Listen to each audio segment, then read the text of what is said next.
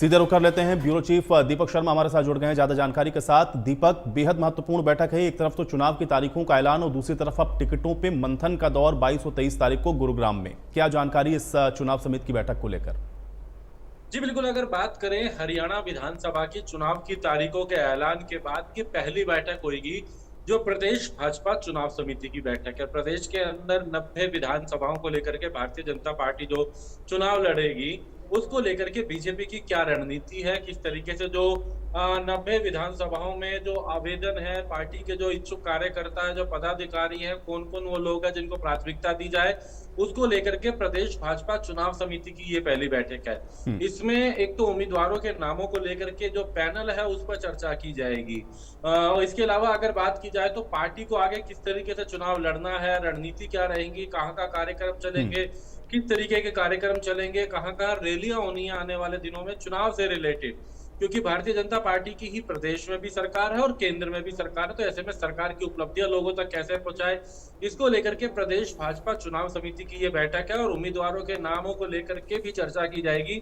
लेकिन जो ये चर्चा होगी ये प्रदेश भाजपा चुनाव समिति की होगी। इसमें तमाम जो सदस्य है चुनाव समिति के वो मौजूद रहेंगे, चाहे वो कृष्ण पाल गुर्जर की बात की जाए, राव इंद्रजीत की बात की जाए, इसके अलावा बड़े नाम तमाम जो है, खासकर प्रदेश के मुख्यमंत्री नायब सिंह की बात की जाए, केंद्रीय मंत्री मनोहर लाल की बात की जाए, चुनाव प्रभारी जो है धर्मेंद्र प्रधान की बात की जाए, सह चुनाव प्रभारी जो है विप्लव देव, इसके अलावा प्रदेश भाजपा के प्रभारी सतीश पुनिया, जो तमाम चुनाव समिति के सदस्य वो मौजूद रहेंगे।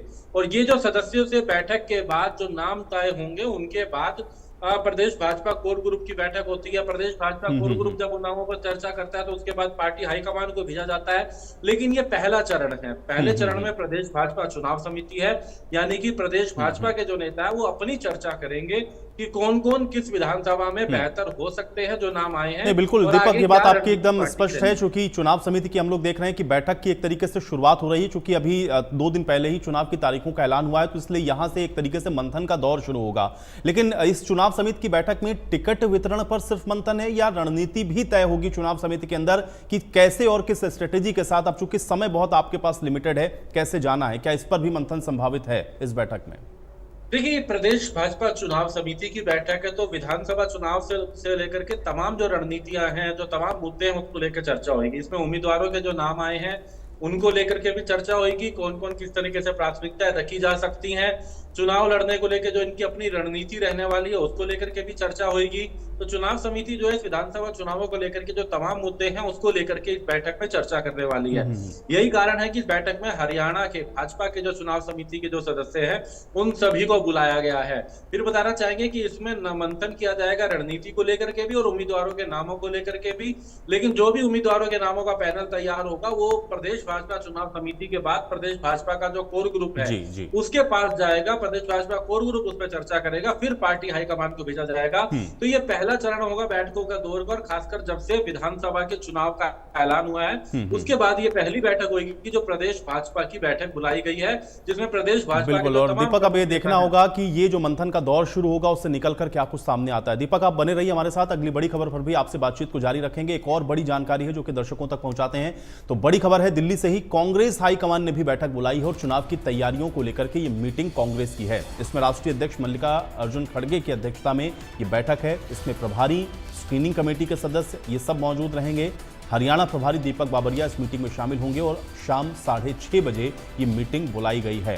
तो कांग्रेस के राष्ट्रीय अध्यक्ष की ओर से ये मीटिंग बुलाई गई है, जिसमें प्रभारी, स्क्रीनिंग कमेटी के सदस्यों के साथ आज ये मीटिंग कांग्रेस करने वाली है, जिसमें हरियाणा के प्रभारी दीपक बाबरिया भी इस मीटिंग में शामिल होंगे। तो कांग्रेस भी चुनाव के तारीखों की घोषणा के साथ एक्टिव मोड में है। अब कांग्रेस हाईकमान की ओर से बैठक बुलाई गई है। कांग्रेस के राष्ट्रीय अध्यक्ष मल्लिकार्जुन खड़गे ने प्रभारियों की ये मीटिंग बुलाई है। अब जाहिर है प्रभारियों की मीटिंग है, हरियाणा के प्रभारी हैं दीपक बाबरिया, उनकी मौजूदगी इस बैठक में रहेगी। चुनाव की तैयारियों को लेकर के ये मीटिंग है जिसमें चर्चा हरियाणा को लेकर के होगी। दीपक हमारे साथ लगातार बने हुए हैं, दीपक का रुख करते हैं। दीपक, एक तरफ बीजेपी तैयारियों में लगी हुई है तो दूसरी तरफ कांग्रेस में भी मीटिंग का जो दौर है वो लगातार चल रहा है। अब प्रभारियों की मीटिंग होनी है शाम 6:30 बजे, क्या एजेंडा है इस मीटिंग का?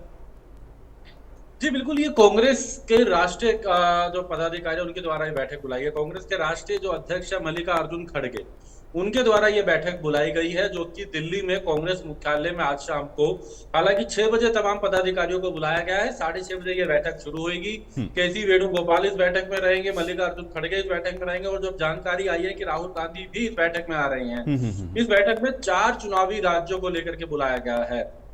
चुनावी राज्यों में हम हरियाणा की बात करें, विधानसभा चुनावों की तारीखों का ऐलान हो चुका है। जम्मू कश्मीर की बात करें, विधानसभा चुनावों की तारीखों का ऐलान हो चुका है, और आने वाले समय में महाराष्ट्र और झारखंड में भी चुनाव होने हैं। तो ऐसे में इन चारों राज्यों के जो प्रभारी हैं उन्हें इस बैठक में बुलाया गया है। प्रभारियों के अलावा स्क्रीनिंग कमेटी को भी बुलाया गया है। स्क्रीनिंग कमेटी जो है वो मुख्यतः हरियाणा और जम्मू कश्मीर की रहने वाली है। हरियाणा में अजय माकन की अध्यक्षता में ये कमेटी बनाई गई है, 4 सदस्यीय, वो मौजूद रहेगी। इसी तरीके से जम्मू कश्मीर की जो कमेटी है वो मौजूद रहेगी, और इसमें जो स्क्रीनिंग कमेटी से चर्चा की जाएगी जो आवेदन आए हैं। हरियाणा में कांग्रेस में चुनाव लड़ने के लिए 90 विधानसभाओं के लिए तकरीबन 2500 से ज्यादा आवेदन आए हैं। तो उनको लेकर के स्क्रीनिंग कमेटी ने किस तरीके से काम करना है, कैसे उन नामों को पैनल को चर्चा करनी है, उसको लेकर के पार्टी हाईकमान जो है, कांग्रेस का जो राष्ट्रीय नेतृत्व है, वो चर्चा करेगा स्क्रीनिंग कमेटी के सदस्यों के साथ, जिसमें प्रभारी भी मौजूद रहेंगे। हालांकि कांग्रेस ने अपने स्तर पे भी 3 सर्वे करवाए हैं, जिसमें एक की रिपोर्ट आ चुकी है। उस रिपोर्ट को लेकर के भी चर्चा की जाएगी, बाकी और 2 रिपोर्ट अभी आना बाकी है।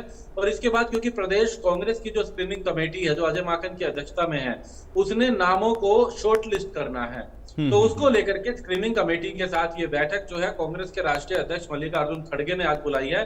6:30 बजे ये बैठक शुरू हो जाएगी। 6 बजे तमाम पदाधिकारियों को 6 बजे तक कांग्रेस मुख्यालय में पहुंचने के लिए कहा गया है, जहां पर तमाम जो कांग्रेस के जो बड़े पदाधिकारी जिनको बुलाया गया है उनके साथ चर्चा की जाएगी। लेकिन ये चर्चा स्क्रीनिंग कमेटी को लेकर के है। स्क्रीनिंग कमेटी जो कि नहीं, बिल्कुल दीपक, चूंकि स्क्रीनिंग कमेटी को लेकर आप कह रहे हैं चर्चा है, तो जाहिर है कि जहां पर चुनाव तारीखों का ऐलान हो गया है उन स्टेट्स को लेकर के स्क्रीनिंग कमेटी की जो चर्चा है वो आज कांग्रेस की रहेगी। लेकिन कांग्रेस ने एक तो 2 बातें कही, एक तो सर्वे के आधार पर जो उनका कैंडिडेट जिताऊ होगा उसको टिकट देने की बात लगातार हम लोग कांग्रेस के नेताओं के द्वारा सुन रहे हैं। क्या उस सर्वे के आधार पर भी चर्चा इस स्क्रीनिंग कमेटी में होगी? और दूसरा यह है कि जो आवेदन पहुंचे हैं इस समय कांग्रेस पार्टी के पास, जिसका भी आप जिक्र कर रहे थे, तकरीबन 2500 से ज्यादा, उनको फिल्टर आउट कैसे करना है? क्या ये दोनों ही चीजें आज स्क्रीनिंग कमेटी के साथ डिस्कस होंगी इस मीटिंग के अंदर? जी बिल्कुल, स्क्रीनिंग कमेटी में तमाम मुद्दों को लेकर चर्चा की जाएगी। 90 विधानसभाएं, 2500 से ज्यादा आवेदन आए हैं। ऐसी विधानसभाएं भी हैं जहां से 70 से ज्यादा आवेदन भी आए हैं। ऐसी विधानसभाएं भी हैं जहां से केवल एक ही आवेदन आया। जिस तरीके से भूपेंद्र सिंह हुड्डा की अगर किलोई विधानसभा की बात करें तो वहां से केवल एक आवेदन भूपेंद्र सिंह हुड्डा का आया है। उदय भान की विधानसभा की बात करें तो वहां से 2 आवेदन आए हैं।